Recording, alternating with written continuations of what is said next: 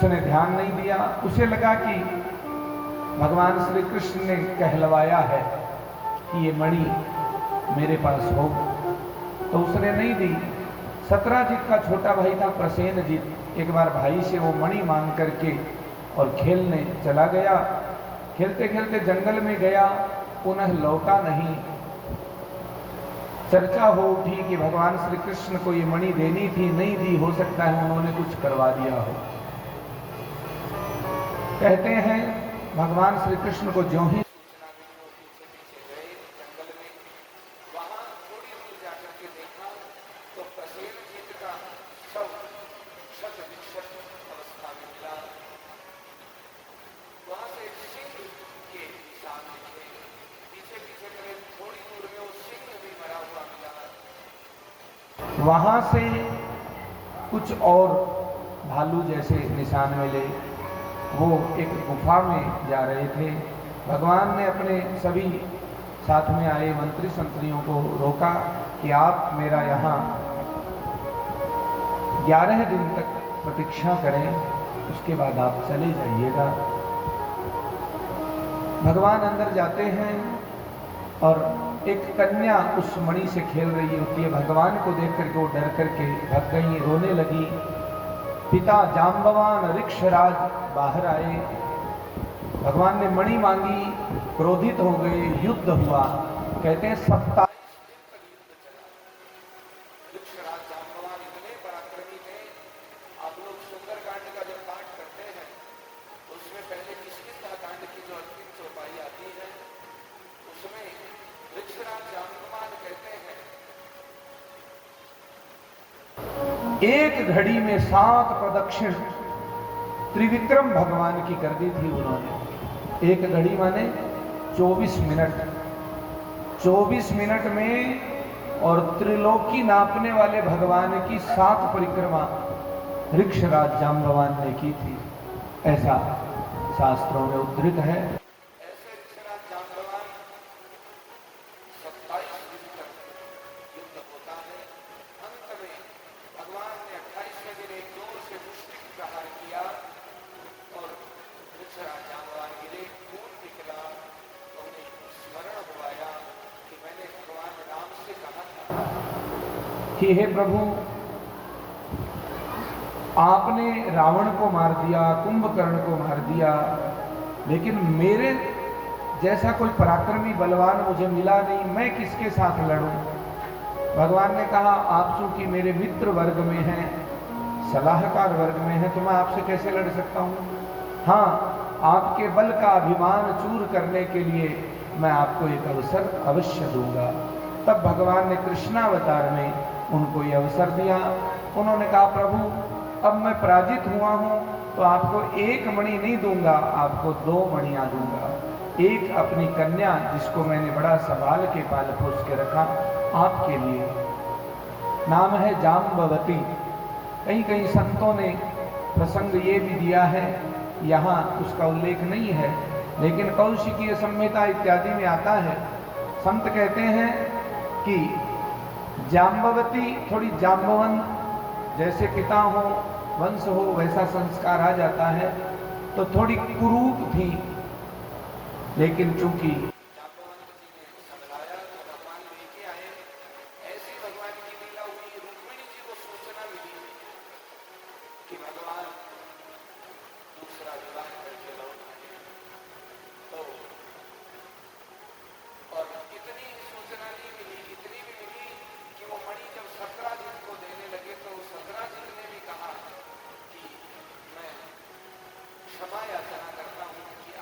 दोषारोपण किया। और आप लोगों ने सुना होगा चौथ के चंद्रमा को अकारण देखने से कई बार और चंद्र दर्शन के दोष का लांछन लग जाता है जीवन में। भगवान को भी ये लांछन लगा था, जिसका भगवान ने और निराकरण किया। 17 जितने भी अपनी मणि और पुत्री दोनों भगवान को देना चाहा। भगवान ने कहा ये लांछन लगी हुई मणि है, मैं मणि नहीं लूंगा। लेकिन पुत्री को भगवान ने स्वीकार किया। नाम था सत्यभामा। इस प्रकार भगवान सत्यभामा जो अत्यंत सुंदरी थी और जाम्बवती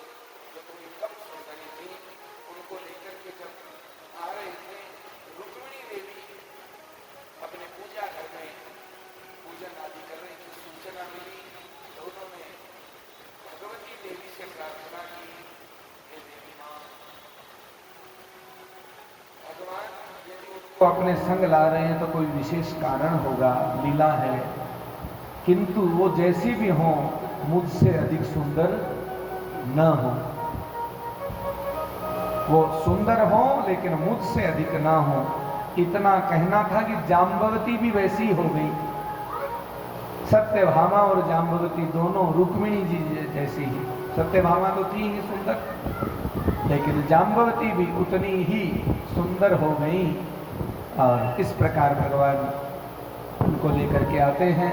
आगे चतुर्थ विवाह में प्रसंग आता है कि भगवान एकदा पांडवान द्रष्टुम प्रतीतान पुरुषोत्तम, भगवान पुरुषोत्तम श्री कृष्ण पांडवों से मिलने गए और अर्जुन के साथ में यमुना नदी के किनारे भ्रमण कर रहे थे। वहां एक तपस्विनी यमुना जी के किनारे तपस्या कर रही थी। भगवान तो सब जानते थे, अपनी अष्ट शक्तियां हैं, उनको कलेक्ट करना है भगवान को। तो जहां जहां वो हैं वहां से उनको लाना है अपने पास। इस लीला माधव लीला चरित्र कर रहे हैं। अर्जुन गए, पूछा देवी आप कौन हैं? कहा मैं कालिंदी हूं। यमुना जी स्त्री स्वरूप में तपस्या कर रही है। मैं सूर्य पुत्री कालिंदी हूं, यमुना हूं, और मैं भगवान श्री कृष्ण को पाने के लिए तपस्या कर रही हूं। कहा देवी आपकी तपस्या पूर्ण हुई, भगवान श्री कृष्ण पधार चुके हैं। इस प्रकार कालिंदी का भी और वर्ण किया। 4 महीने भगवान इंद्रप्रस्थ में रहे, पांडवों का स्वागत सत्कार ग्रहण किया और पुनः लौट करके विवाह करके आते हैं। 5वें विवाह के बारे में कहते हैं, विंदानुविंदा वावंत्यौ दुर्योधन वसानुगौ। दुर्योधन के मित्र विंद अनुविंद की बहन है, राजाधि देवी की पुत्री है मित्रविंदा, जो दुर्योधन के साथ विवाह करना चाहते हैं। किंतु जैसे रुक्मिणी जी ने भगवान को संदेश दिया, ऐसे मित्रविंदा ने भी भगवान को संदेश दिया कि हे प्रभु आपकी हूं, कोई और उठा ले जाए, ये आपके लिए शोभा नहीं देता। भगवान मित्रविंदा को भी जाकर के जीत करके लेके आते हैं। छठा विवाह, नाम याद रखिएगा, कितने हो गए नाम? पहला विवाह भगवान का रुक्मिणी मैया, दूसरा जाम्बवती मैया, तीसरा सत्यभामा मैया, चौथा कालिंदी मैया, पांचवा अभी तो लेटेस्ट तो बताया है, मित्रविंदा, है ना? विंद और अनुविंद की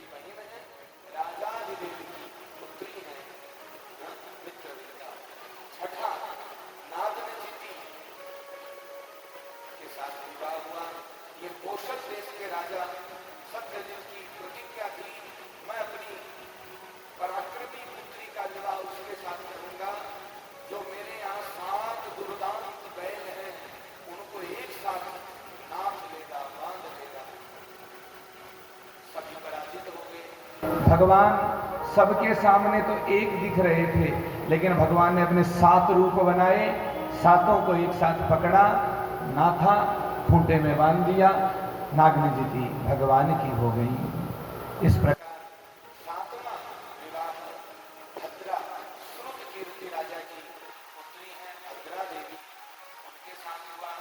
और अंतिम 8वां विवाह लक्ष्मणा। जैसे अर्जुन स्वयंवर में मछली भेदन करते हैं, ऐसे ही लक्ष्मणा के लिए भी स्वयंवर रखा और भगवान श्री कृष्ण उस स्वयंवर में मछली भेदन करके लक्ष्मणा को जीत करके लेके आते हैं। बृहद सैन्य की पुत्री लक्ष्मणा जी के साथ। तो पुनः ध्यान रखें, कभी भी कोई भी आपसे पूछे भगवान के इतने विवाह कैसे हो सकते हैं, तो